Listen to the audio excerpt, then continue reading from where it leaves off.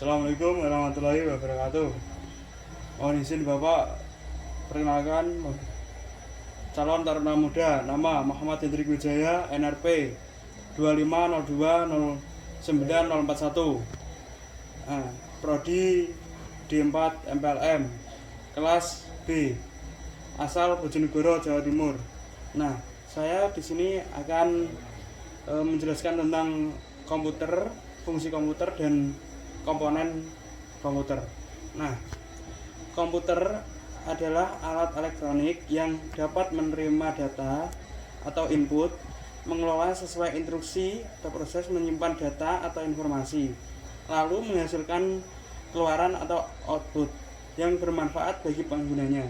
Nah, secara umum komputer bekerja otomatis berdasarkan program atau serangkaian instruksi. Terus komputer serbaguna, bisa digunakan untuk menghitung, mengetik, menggambar, bermain game hingga berkomunikasi.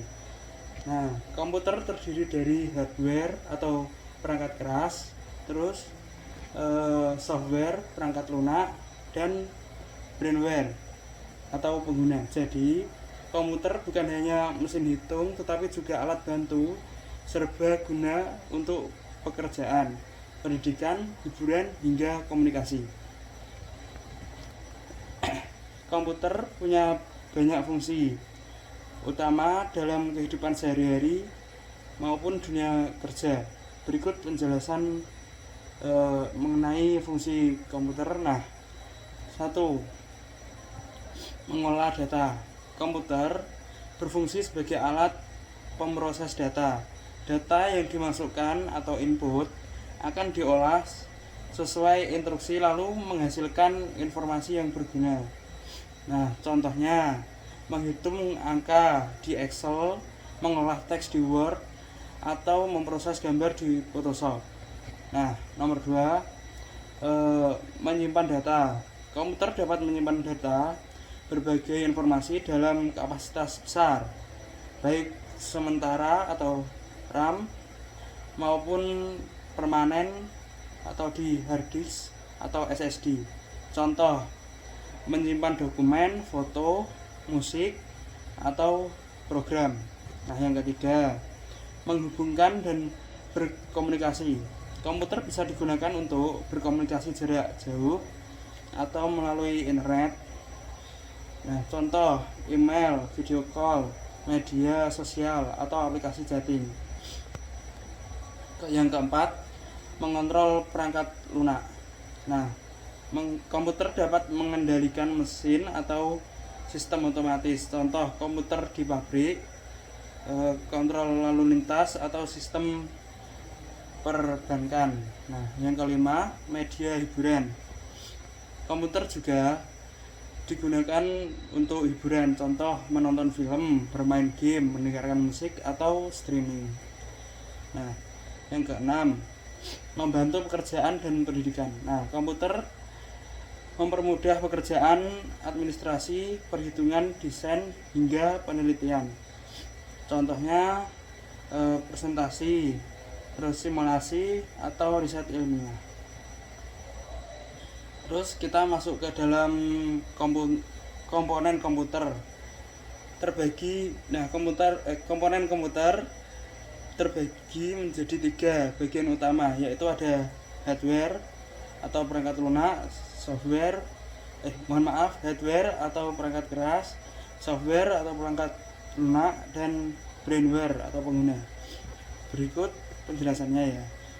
Yang ke-1, hardware atau perangkat keras. Nah, bagian fisik komputer yang bisa dilihat atau disentuh.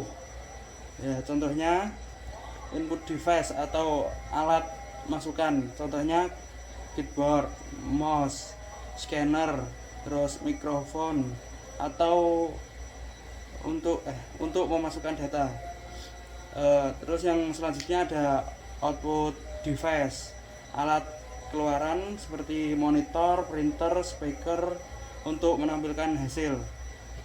Terus prosesor CPU atau otak komputer yang memproses data seperti memori, RAM penyimpanan sementara saat komputer bekerja, terus ada hard disk atau SSD penyimpanan permanen, terus motherboard atau papan utama tempat komponen terhubung, terus ada power supply pemberi daya ke seluruh komponen. Nah, yang kedua, perangkat lunak, program atau instruksi yang membuat hardware bisa bekerja. Jenis-jenisnya yaitu sistem software, sistem operasi yaitu seperti Windows, Linux atau MacOS, yaitu fungsinya mengatur kerja komputer. Nah, yang selanjutnya ada application software, aplikasi kebutuhan tertentu seperti Microsoft Office atau browser atau game. Nah, yang terakhir yaitu Unity software, program tambahan untuk perawatan sistem seperti antivirus atau file manager. Nah, yang ketiga atau yang terakhir yaitu brainware, pengguna atau operator. Nah, manusia mengoperasikan komputer, memberi instruksi dan memanfaatkan hasilnya. Tanpa brainware atau hardware atau software tidak bisa digunakan. Jadi komputer bisa berfungsi dengan baik hanya jika ada kerjasama antara hardware, software, dan brainware. Nah, sekian, terima kasih. Assalamualaikum warahmatullahi wabarakatuh.